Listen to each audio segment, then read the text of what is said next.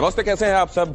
आपके साथ मैं हूं दिनेश गौतम, आपका होस्ट। क्राइम एट 4 लेकर हाजिर हूं मैं। आइए आपको दिखाता हूं क्या है आज खास क्राइम एट 4 में। सबसे पहले आपको बता दूं कि यहां इटावा में कथावाचक के साथ जो बदसलूकी हुई वो क्यों बन गया बड़ा सियासी मुद्दा, और अब अखिलेश यादव ने इस मुद्दे पर कहा क्या है, ध्यान से देखिएगा। सूरत शहर की सूरत ही बदल गई, लेकिन शहर की बदहाल तस्वीर ऊपर वाले ने की है। कहां कहां तबाही की तस्वीरें आई हैं। कल से सूरत बारिश की मार झेल रहा है। आज के हाल आपको बताऊंगा। इसके अलावा बात होगी दिल्ली के हैवान की, जिसने मुंह बोली बहन पर ही नीयत खराब कर ली। बहुत सावधान रहिएगा, रिश्तों को लेकर सतर्क रहिएगा। और बात होगी बुलडोजर की। आजकल दिल्ली हो या मुंबई, बुलडोजर हर जगह सुर्खियां क्यों बटोर रहा है। आज कहां हुआ एक्शन, डिटेल में बात होगी। बुलडोजर इन दिनों इंसाफ का प्रतीक बनता जा रहा है। राजधानी दिल्ली के अशोकनगर से एक दिल दहला देने वाली घटना सामने आई। अशोकनगर में नेहा नाम की एक लड़की को तौफीक नाम के आरोपी ने 5वीं मंजिल से नीचे फेंक दिया।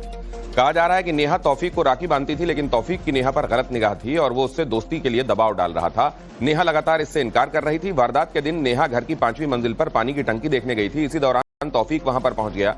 दोनों में कुछ कहासुनी हुई। आरोप है कि तौफीक ने नेहा को नीचे फेंक दिया और बाद में इलाज के दौरान नेहा के अस्पताल में मौत हो गई। इसी घर में जो नेहा है वो रहती थी और तौफीक से जो उसकी मुलाकात है वो 3 साल पहले हुई थी। तौफीक नेहा को बहन रूप में बताता था और नेहा राखी बांधती थी। बाकायदा जो नेहा की मम्मी है वो एक बेटे के रूप में तौफीक को ट्रीट करती थी और नेहा की मां ने कहा था कि वो उसका बेटा जैसा है और जो नेहा है वो उसका भाई है। परिवार की माने तो कभी भी ऐसा नहीं लगा कि तौफीक के दिमाग में कुछ अलग चल रहा हो, लेकिन पिछले कुछ दिनों में तौफीक का दिमाग में क्या चल रहा था ये लोगों को समझ में नहीं आया और तौफीक नेहा को परेशान करने लगा। लगातार वो फोन कॉल करता था, लगातार उसको परेशान करता था। नेहा ने अपनी मां से इस बात की शिकायत भी की थी। मां ने समझाया तौफीक को कि ये मुमकिन नहीं हो सकता और वो भाई के रूप में देखती है नेहा, तो भाई के रूप में रहे, इससे ज्यादा आगे की बात वो ना सोचे। इस बात से तौफीक बौखला गया और उसके बाद उसके दिमाग पर नेहा के ऊपर अटैक करने की प्लानिंग सूझी। ठीक इसी रास्ते से जो तौफीक है वो वहां पर एक दुकान के अंदर काम करता था, वहीं पे रुकता था और वहीं से जब तौफीक को इस बात की जानकारी मिली कि नेहा छत पे जाने वाली है, वो बताया जा रहा है कि बुर्का पहनकर बाकायदा इस घर के अंदर घुसा और 5वें माले पर यानी कि सबसे ऊपर फ्लोर पर जहां पर छत है वहां पहुंचता है और इसी घर के जो आप घर देख रहे हैं इसी घर के 5वें मंजिल पर जहां पर छत है वहां पहुंचता है और उसके बाद नेहा जो है उससे बात करने की कोशिश करता है। नेहा जब मना करती है बात करने से, नेहा जब कहती है कि जो वो कर रहा है वो बिल्कुल गलत है, ऐसे में जो तौफीक है वो गले में दुपट्टा डालकर मारने की कोशिश करता है नेहा को। और जब नेहा बचने की कोशिश करती है तो नेहा को इसी घर के छत से नीचे की ओर फेंक देता है, जिसपे नेहा की मौत हो जाती है। इसका पहले गला घोटने की कोशिश करी क्योंकि उसके नेहा के हाथ में चुन्नी थी काली रंग की, तो उसका पहले गला घोटने की कोशिश करी है। नखून से लग रहे थे यहाँ। जब उसने शोर सुना कि पब्लिक शोर मचा रही है आसपास के, तब वो एकदम फेंक के फट से जल्दी से नीचे से भाग गया। तो ये तौफीक को आप लोग जानते थे, नेहा जानती थी तौफीक को, पहले मुलाकात हुई थी? ये जानती थी इसको, तो फिर ये कह रहा था कि मुझे नेहा से बात वो रक्षाबंधन करवानी है, राखी बंधवानी है। तो मैंने कहा ठीक, मैंने कहा हमारे इस धर्म इसको राखी को बहुत पवित्र रिश्ता मानते हैं और तू बहन बना रहा। कह रहा मेरे बहन नहीं है, कह रहा मैं इसको बहन बना रहा। मैंने कहा अगर बहन का रिश्ता बना रहा ना तो बहन ही बना के रखी हो, इससे ज्यादा कभी तू सोचे कि आगे चल के कि मैं ऐसा कुछ करूं। मैंने कहा ऐसा नहीं होता, तेरी कास्ट अलग है हमारी अलग है, कभी तेरे इरादे बदल गए। कह रहा नहीं। तो ये क्या तौफीक की बुरी नजर नेहा के ऊपर थी आपको लगता है? हाँ, अब इसकी बुरी नजर इस पे पड़ी थी।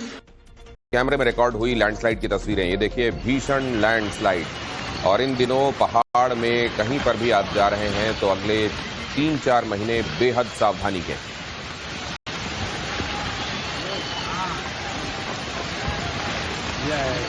और अब गुजरात के सूरत में बाढ़ जैसे हालात हो गए हैं।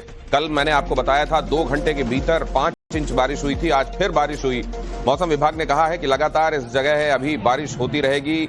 यहाँ इलाके पूरी तरह से पानी में डूबे हुए हैं, ओवरफ्लो हो गई है यहाँ की नदी, जिससे शहर में पानी घुस आया है। सूरत का सरथाना और वालम नगर दिखा रहा हूं आपको, जहां अब ये इलाके पानी में पूरी तरह डूबे हुए हैं।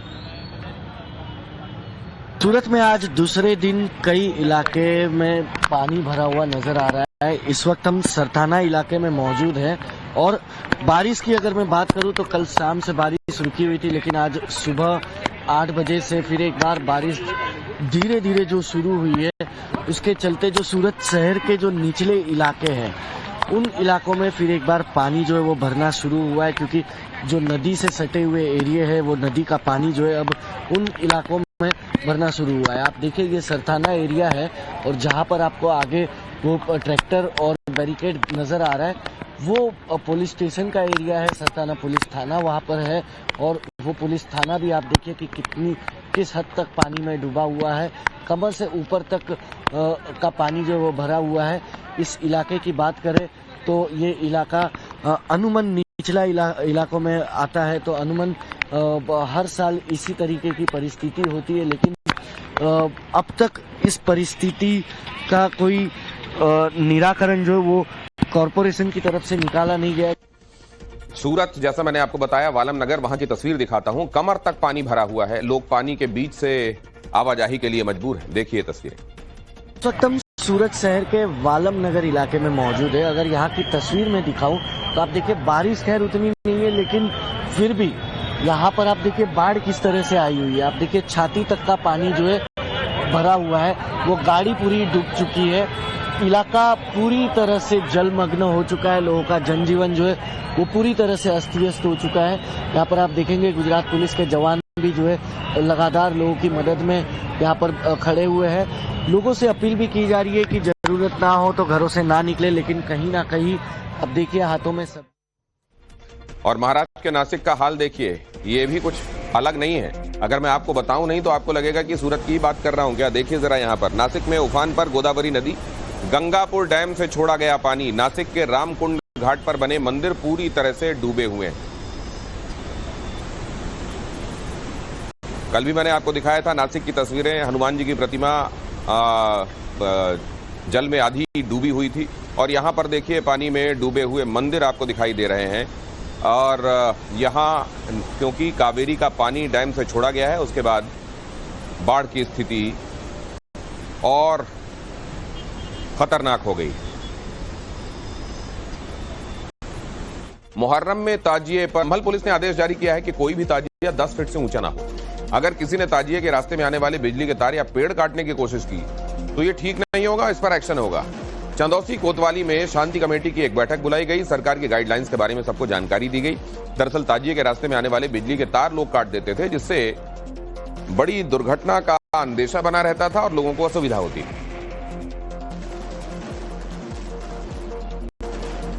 संभल पुलिस ने ताजिए पर क्या आदेश दिए हैं वो आपको विस्तार से बताता हूं। एक तो ऊंचाई को लेकर नियम बताया गया है लोगों को कि 10 फीट से ऊंचा इसे न बनाया जाए।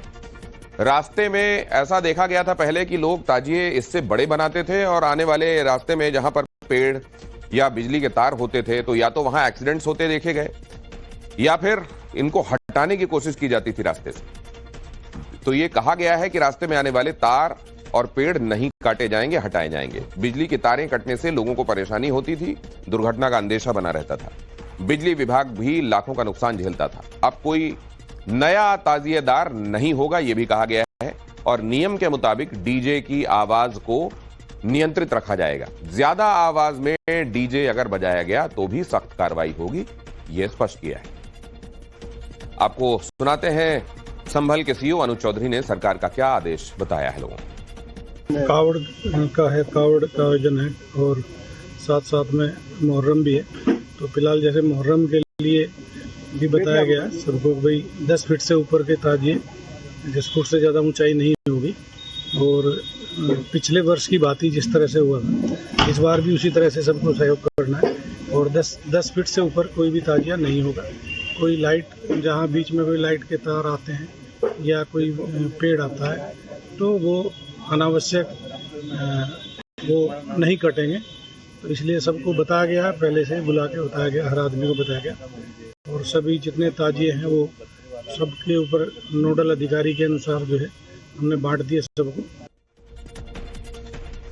और आगे आपको बताऊंगा एक बार फिर क्यों सुर्खियों में है संभल। लेकिन सोनीपत में नोटिस दे रखा था और जब इन लोगों ने अतिक्रमण को नहीं हटाया तो मौके पर पीडब्ल्यूडी की टीमें बुलडोजर लेकर पहुंच गईं और फिर एक के बाद एक अवैध निर्माण को हटाना शुरू कर दिया। स्टेट हाईवे के किनारे ही सरकारी जमीन पर अवैध तरीके से एक मस्जिद बनाई गई थी और पीडब्ल्यूडी के बुलडोजर ने इस पर धावा बोल दिया। कुछ ही देर में बुलडोजर ने इस अवैध मस्जिद को जमींदोज कर दिया।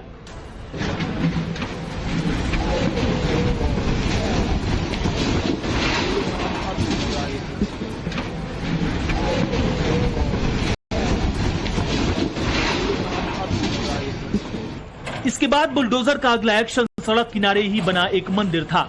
दरअसल जमीन पर कब्जे को लेकर नीचे दुकान और ऊपर मंदिर बना रखा था, लेकिन बुलडोजर ने इसे कुछ ही मिनट में तोड़कर गिरा दिया। पीडब्ल्यूडी का बुलडोजर सिर्फ सरकारी जमीन पर बने मंदिर और मस्जिद या फिर अवैध दुकानों पर नहीं गरजा, बल्कि यहां के थाने को भी नहीं बख्शा। रामपुर के पटवाई थाने की बाउंड्री वॉल भी अतिक्रमण के दायरे में आ रही थी, लिहाजा एक बुलडोजर यहां भी पहुंचा और उसने एक एक कर पूरी बाउंड्री वॉल को गिरा दिया। पीडब्ल्यूडी का दावा है कि सरकारी जमीन पर यह अवैध निर्माण था और पटवाई थाने से सटी मस्जिद की इन दुकानों पर किराया मस्जिद कमेटी वसूल करती थी। फिलहाल इस स्टेट हाईवे की चौड़ाई 7 मीटर से बढ़ाकर 10 मीटर करने का प्लान है। और अब आपको सीधे राजस्थान लिए चलता हूं। राजस्थान के बारां में बारिश का कहर दिखाता हूं। भारी बारिश के बाद 2 पुल बह गए हैं। भंवरगढ़ नाहरगढ़ मार्ग पूरी तरह से बंद हो गया है। नेशनल हाईवे 27 पर पानी भरा हुआ है। सड़क का एक बड़ा हिस्सा पानी में बह गया है और उसके बाद हालात ऐसे बने हुए हैं, देखिए जरा। कल भी मैंने आपको बताया था, भंवरगढ़ ही वो जगह है जहां थाने के भीतर पानी घुस गया था। वहां जो भी दस्तावेज रखे थे, कागज रखे हुए थे, वो भी पूरी तरह पानी में। और वहां जो पुलिस वाले थे वो आपको मैंने ये भी दिखाया था कि किस तरीके से वहां उनके बीच में अफरा तफरी है और वो चीजें बचाने की कोशिश में लगे हुए हैं। और आज एक बार फिर 12 में भीषण बारिश हुई है और उसकी वजह से ये हालात हो गए हैं। राजस्थान के अधिकांश जिलों में इन दिनों इंद्रदेव मेहरबान हैं, लिहाजा राजस्थान के 12 में हुई अति बारिश से आमजन भी प्रभावित हुआ है। ये नेशनल हाईवे 27 है जो कि मध्य प्रदेश के गुना जिले से राजस्थान के 12 जिले को जोड़ता है। भारी बारिश के चलते ये पुलिया आप देखेंगे किस प्रकार से टूटी हुई है और ये पूरा पुल अति बारिश की वजह से, जिस प्रकार से बारिश का भारी प्रवाह हुआ तो ये पूरा पुल टूट गया और डामर रोड भी नदी में बह गई। आप देखेंगे कि जितनी मजबूत डामर रोड होती है वो भी पानी के साथ बह गई है। इससे साफ स्पष्ट हो सकता है कि पानी का प्रवाह कितना तेज रहा होगा कि ये जो पेड़ हैं ये भी टूटे हुए यहाँ पर गिरे हुए हैं। तो वहीं पुल गिर गया और ये पुल का एक हिस्सा तो इस तरफ गिरा हुआ है। आगे आप देखेंगे तो पुल का दूसरा हिस्सा भी आपको गिरा हुआ नजर आएगा कि जिस तरीके से तेज बारिश हुई और जो ये बरनी नदी है ये उफान पर आई। साफ तौर पर पानी का प्रवाह इतना तेज था कि न सिर्फ पेड़ यहाँ टूट गए बल्कि सड़क की सड़क डामर की पूरी इस नदी में बह गई। और इसी तरीके से सीज फायर जो 2 मुल्कों के बीच में ऐलान किया था अमेरिका ने, इजराइल और ईरान के बीच में, वो भी एक तरीके से कहीं बह गया लग रहा है। सीज फायर टूटने पर ट्रंप ने नाराजगी जताई है। दोनों देशों ने सीज फायर का उल्लंघन किया, ट्रंप ने कहा है। इजराइल ईरान के बीच ट्रंप ने कराया था सीज फायर। मिडिल ईस्ट में हालात सुधरने की बात ट्रंप ने की थी और ये कहा था कि प्लीज सीज फायर ना तोड़ें। अब सीज फायर क्योंकि टूटा है, पहले ईरान की तरफ से टूटा है, इजराइल ने उसका जवाब दिया है। ट्रंप ने इस पर नाराजगी जताई है। हालांकि इसका एक दूसरा पहलू यह भी है कि ईरान ने अपनी तरफ से सीज फायर टूटने की बात से इनकार किया है। आज इस खबर की तर्जुमानी, इसका इंटरप्रिटेशन, इसका एनालिसिस, इसका विश्लेषण देखिएगा जरूर प्रतिशोध में शाम 7 बजे।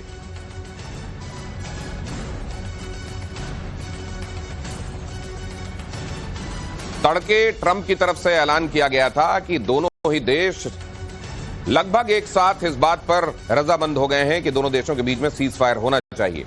लेकिन उसके कुछ देर बाद ही यह खबर आई कि ईरान की तरफ से ताबड़तोड़ मिसाइलें दागी गई हैं इजराइल के ऊपर और इजराइल ने भी इस बात को कंफर्म किया और यह कहा कि ईरान सीज फायर नहीं मान रहा है और हम अब इसके बाद अपनी रक्षा करने के लिए स्वतंत्र हैं। और रक्षा मंत्री कार्ड्स ने, इजराइल के रक्षा मंत्री ने कहा कि इसका जोरदार जवाब दिया जाएगा और उसके बाद इजराइल की तरफ से भी ईरान पर पलटवार किया गया। इधर ट्रंप कह रहे हैं कि यह होना ठीक नहीं था। सीज फायर के बाद भी ईरान ने मिसाइलें दागी, इजरायली डिफेंस सिस्टम ने इंटरसेप्ट की, इजराइल ने तेहरान पर फिर से हमले की धमकी दी।